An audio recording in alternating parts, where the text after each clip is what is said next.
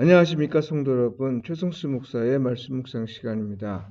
온전한 예배를 위해 캄보디아 바탄방 신학교에서 제공합니다. 오늘 본문은 골로새서 1장 1절로 23절까지의 말씀이고요.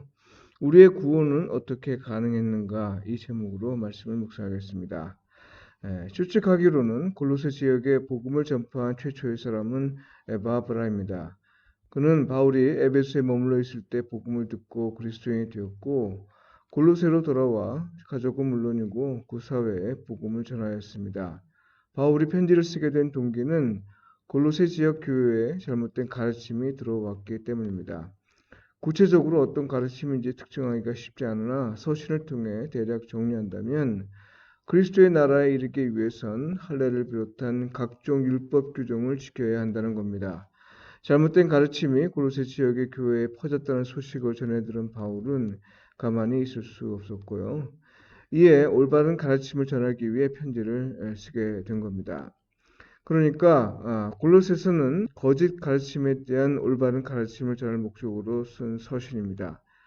바울은 먼저 골로새 지역의 성도들이 어떻게 복음을 받아들였는지를 상기하고요. 또한 복음을 받은 후 변화된 모습에 관한 소식을 받았다는 말로 시작합니다. 이 과정에서 바울은 복음이라는 메시지를 접한 후 그들의 믿음과 사랑과 소망의 결실을 언급하는데요. 골로새 교인들의 신앙이 매우 실천적임을 알 수 있습니다. 에바브라를 통해 들은 소식에 따르면 그들은 그리스도인이라 부르기에 부족하지 않은 사람들이었습니다. 영생에 대한 소망을 위하여 예수 그리스도 안에서 믿음을 갖고 있었고 이웃 사랑을 실천했기 때문이죠. 그런데도 이단의 가르침에 빠진 골로새 교회 성도들을 위해 바울은 기도했습니다. 하나님의 뜻을 더 깊이 알고 또 실천하여 열매를 더 많이 맺으며 신앙의 어려움을 능히 이길 힘을 하나님이 공급해 주시기를 기도한 겁니다. 바울이 바라는 건 한 가지입니다. 하나님의 구원은 오직 예수 그리스도 안에서 죄 사함을 주심으로써 일어난다는 사실을 믿는 일에 결단코 흔들리지 말라는 겁니다. 여기서 벗어나는 다른 어떤 구원은 가능하지 않다는 거죠. 15절로부터는 예수 그리스도가 누구인지에 관해 선포하고 있는데요. 기독론에서 매우 중요하게 다뤄지는 내용들입니다. 일종의 기독론적 설명이라 볼 수 있습니다. 이 글의 요지는 하나님과의 관계에서 예수 그리스도는 어떤 분인지를 설명하고 있습니다. 곧 예수 그리스도는 하나님의 형상이며 창조주이시고 만물을 다스리시는 분이며 하나님이 그 안에서 충만함으로 계실 뿐만 아니라 그를 통해서 세상과 화목하셨다는 겁니다. 달리 말해서 예수 그리스도는 하나님이시며 하나님이 함께 계신 분이고 하나님의 일을 온전히 이루시고 그리고 세상을 다스리시는 분이라는 겁니다. 바울의 기도와 기독론적 설명을 읽으면서 잘못된 가르침이 침투한 두 가지 이유를 추측해 보는데요.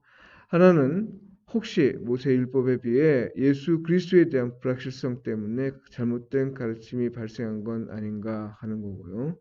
다른 하나는 골로새 교회 내 이방인 그리스도인들 사이에서 복음의 소망 곧 영생에 관해 의심하는 사람들이 생긴 건 아닌가 하는 겁니다. 이 두 가지는 사실 바울 사상의 핵심이라 볼 수 있는 것인데요. 고린도서와 갈라디아서 그리고 로마서 등 다른 편지들에서 어렵지 않게 확인할 수 있습니다. 게다가 이건 복음의 핵심이고 그리스도인 정체성으로 사는 일에서 가장 중요한 겁니다. 골로새 교회 성도들이 이 두 가지를 의심하게 된 계기는 잘못된 가르침이 있었기 때문이겠지만 무엇보다 중요한 이유는 재림의 지연과 가르침의 부족 그리고 교회가 직면한 어려움 때문입니다. 골로새 지역의 교회가 직면한 문제는 잘못된 가르침은 괜히 발생하지 않는다는 걸 환기하죠. 올바른 가르침이 부족했고 또한 소망의 이유에 대한 확신이 희미해진 겁니다. 성도 여러분, 우리는 성경을 힘써 배워야 합니다. 성경을 이해하기 위해 기본 교리와 기독교 신앙 언어들의 의미를 알아야 합니다. 또한 하나님의 다스림을 받는 자들에게 허락된 새 생명의 삶을 지금 이곳에서 누릴 수 있어야 영생을 소망할 수 있습니다. 우리가 영생의 소망을 상실하는 이유는 그것을 소망할 만한 이유를 발견하지 못했기 때문입니다. 지금 이곳에서 하나님의 다스림을 받고 살면서 기쁨을 누리는 사람만이 온전하게 나타나는 하나님 나라와 그 안에서 누릴 영생을 소망할 수 있습니다. 성도 여러분, 오늘도 주 안에 거하시면서 예수 그리스도 안에서 하나님의 다스림을 기쁨으로 누리는 일에서 성령님의 인도하심을 받으시길 바라고요. 서로 사랑하고 서로 돕고 서로 세워주는 삶을 통해 하나님과 이웃에게 복음에 합당하게 반응하며 사시길 축복하며 기도합니다. 캄보디아에는 제대로 된 교육을 받지 못하는 아이들이 많고요. 제대로 된 신학 교육을 받지 못하고 목회 현장에 투입되는 목회자들도 많이 있습니다. 후원자들이 많이 나타나 아이들이 교육을 받을 수 있도록 또 목회자들이 바른 신학 교육을 받을 수 있도록 기도해 주십시오. 기도드리겠습니다.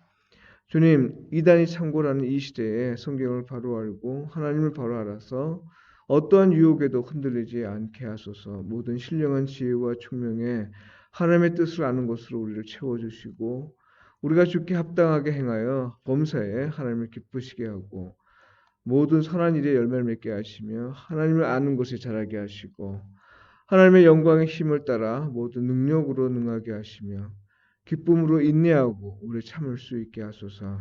예수님의 이름으로 기도드립니다. 아멘.